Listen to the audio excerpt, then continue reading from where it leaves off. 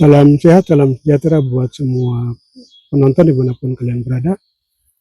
Pada saat ini saya akan bicara merespon Kapus Pen TNI yang menyebutkan alasan TNI kemudian menempatkan 9.000 pasukan TNI itu ke tanah Papua. Nah, teman-teman, saudara-saudara sekalian, kalau kita simak dari atau kita baca dari pernyataan Kapus Pen TNI, alasannya itu katanya alasan pertahanan. Padahal kalau kita bedah sesungguhnya kenapa sampai TNI itu kemudian bisa didorong untuk ditempatkan 9.000 pasukan lagi ke Papua, itu sebenarnya bukan alasan pertahanan. Kenapa bukan disebut sebagai alasan pertahanan? Karena satu, itu keberadaan Papua di Indonesia itu masih bermasalah dan itu sesuatu yang belum selesai. Dari aspek hukum itu tidak ada alasan logis di dalam hukum yang menyebutkan bahwa Papua itu bagian dari Indonesia. Karena semua pendekatan dan misalnya semua argumen hukum itu dengan sendirinya gugur ketika misalnya pertama itu ada upaya pernyataan Trikora yang disampaikan oleh Soekarno, kemudian yang kedua ada skenario mobilisasi, yang ketiga itu kan ada juga kemudian skenario pendudukan, ada juga yang berikut itu kan kejahatan kemanusiaan, sampai dengan tidak terpenuhinya syarat-syarat perjanjian, atau bahkan yang paling fatal lagi itu misalnya status Papua yang mestinya itu keberadaan Indonesia itu hanya sebagai negara wali, tapi itu kemudian bergeser sampai dengan kejahatan skenario PPRA yang dilakukan.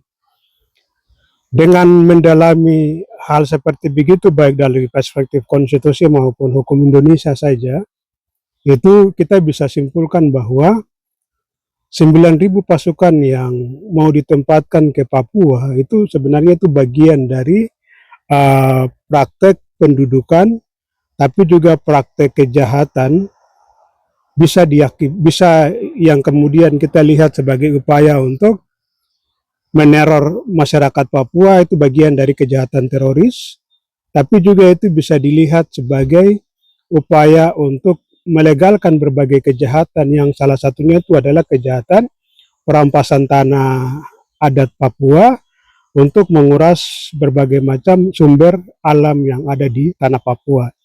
Jadi setiap upaya pengelolaan sumber daya alam di tanah Papua itu sebenarnya bagian dari kejahatan perampokan dan pencurian.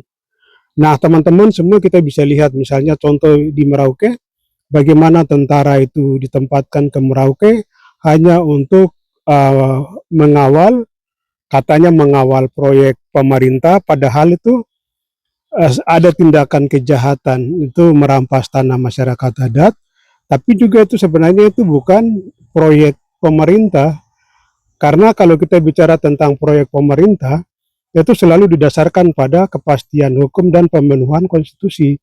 Kalau dia tidak memenuhi dua hal tersebut, maka itu bagian dari kejahatan yang tersistematis, terstruktur, yang kemudian dipraktekkan oleh pemerintahan Indonesia di Papua, terkhusus misalnya di Papua Selatan dan di Papua lainnya. Jadi semua praktek-praktek pendekatan itu dapat kita simpulkan bagian dari praktek kejahatan, baik itu kejahatan rasisme atau kejahatan upaya-upaya kolonialisme dan kolonialisasi dan berbagai upaya-upaya kejahatan lainnya.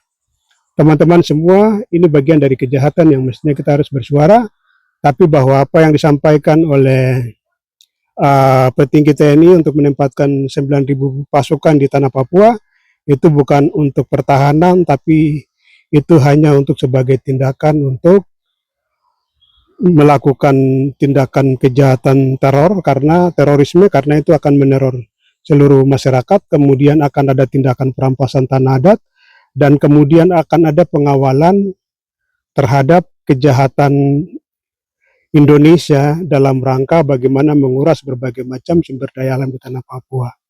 Nah, ini bagian dari kejahatan apartheid yang tersistematis, ini bagian juga dari kejahatan rasisme, ini juga bagian dari kejahatan kolonialisme. Jadi teman-teman semua, ini bagian dari praktek-praktek yang dilakukan oleh kolonial di tanah Papua yang mestinya itu kita harus kritisi dengan tegas di bagian ini. Salam sehat, semoga kita makin tetap berani untuk mengkritisi bagian ini, kita harus berani membongkar paradigma dan cara berpikir. Karena Indonesia sudah sangat jauh itu menipu orang Papua dengan rekayasa dan berbagai macam kejahatan manipulatif yang seakan-akan Papua itu sudah bagian dari Indonesia, padahal dalam perspektif baik konstitusi Indonesia sendiri maupun hukum Indonesia sendiri, itu Papua tidak pernah menjadi bagian dari Indonesia. Selain itu tindakan kejahatan, bagaimana upaya pencaplokan dan memaksakan Papua itu bagian dari Indonesia, dan itu bagian dari kejahatan hukum dan konstitusi. Salam sehat, kiranya Tuhan memberkati kita.